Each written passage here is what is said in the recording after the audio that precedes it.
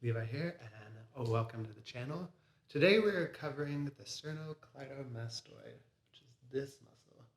Lives on either side of the throat, makes up a lot of movement in the neck. This muscle is really interesting. So it's called the SCM, which stands for what I just said, sternocleidomastoid. It's called that because it connects to the sternum, the clavicle, and the mastoid process. And when it shortens, or when it is asked to engage, it pulls you to look the other direction because it's closing this joint to that joint. Same thing happens on the other side.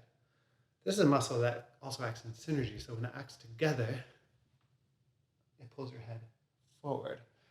So when this muscle stays shortened, whether it be one side or the other, actually let me explain both. If it's shortened on one side, you'll notice it in an assessment because your head will be looking as if one eye is centered and the other one's looking away. So an easy way to do this assessment is go look in the mirror, and if you notice like, hey, I'm kind of centered in my right eye, well then you know that your right sternocleidomastoid needs some relief. It needs some tension taken away from it so that it can balance out. If you notice though that you're someone whose head points forward kind of like a turtle, or someone who works at a desk job quite a bit, because I see that posture a lot on someone who's in front of a computer often, then you'll need it on both sides. So chances are that you'll need it on both anyways, but if you have one side coming forward more, you're going to want to do it more often on that side, or just solo on that side.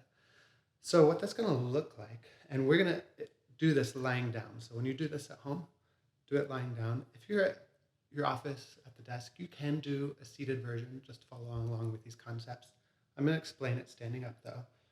So if this is our shortened side, the right side, then what I'm going to do is I'm going to take my opposite hand, I'm going to reach up and behind my head and use my fingertips right here where my jaw meets my neck muscle.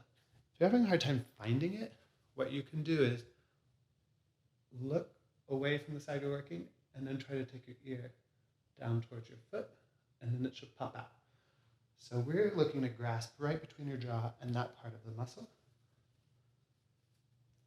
And this is going to be like a self-massage. I normally take my opposite hand, my free hand, place it on my chin, just so my head can relax into it some. And when you're lying on the floor, your head will relax even more. And then what we're doing is we're going to be taking this part, and as I turn into the muscle, I'm using my fingertips here just to give it a little bit of a tension, or like I'm pressing into the muscle just a bit, and then lifting and massaging it up towards like the bony part behind my ear. So do that a few times, get comfortable with it. And that's the first part of the stretch. Now something else that you can add, which is going to make it even more effective, let me think through it real quick. Yeah.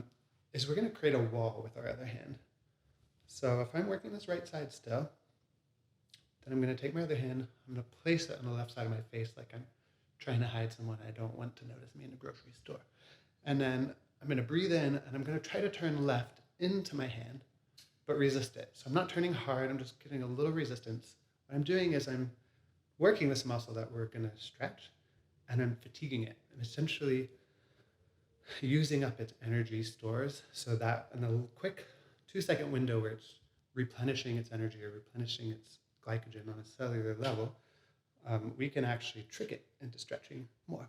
So hand here, breathe in, turn left, breathe out, turn right, and then massage that part up to the ear.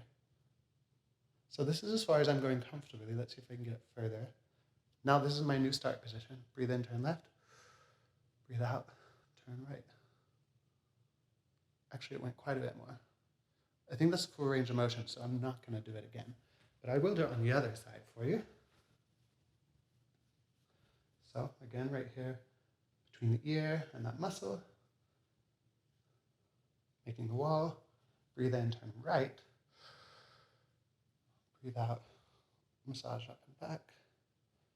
Now, if you notice, I'm keeping my head as if it's on a string. I'm not bending it any particular way. I'm trying to keep my spine tall. Breathe in, turn right.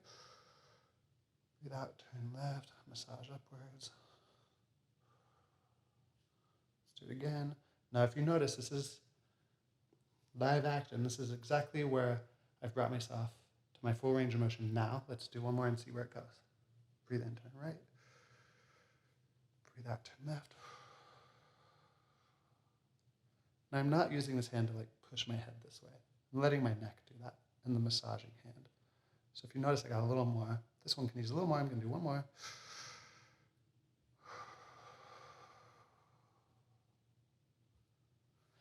That's the gist of it. What you can do, go back to the mirror, do a self-assessment. Now remember, if it's just tight on one side, that eye is centered, you only really need to work that side. If it's tight on both sides and your chin is jutted forward, work both. If it's tight on one side and you're jutted forward, work both, but work the one that's presenting extra tight 2 or 3 times more than the other. I'm going to show you the version on the floor because this is something that's comfortable to do in bed, especially if you're uncomfortable in your neck before you're going to sleep or you wake up with something uncomfortable in your neck. All the same steps, except it gets a little easier because your neck relaxes into it. So here we go. Actually, I'll show you from this side because the angle of the camera. So I'm grabbing here, turning to the right to where it's comfortable with my starting point. Breathe in, turn left. Breathe out. Sits it to the right. Again, since I've already reached full range of motion there, I'm not going to do that side anymore. Feel free at home, if you just take a few repetitions to reach full range of motion, you don't have to do more. You can save your time and stop there. Spend the time where it needs it. So let's check this side. This side does need it. Breathe in, turn left, turn right. Breathe out, turn left. One more.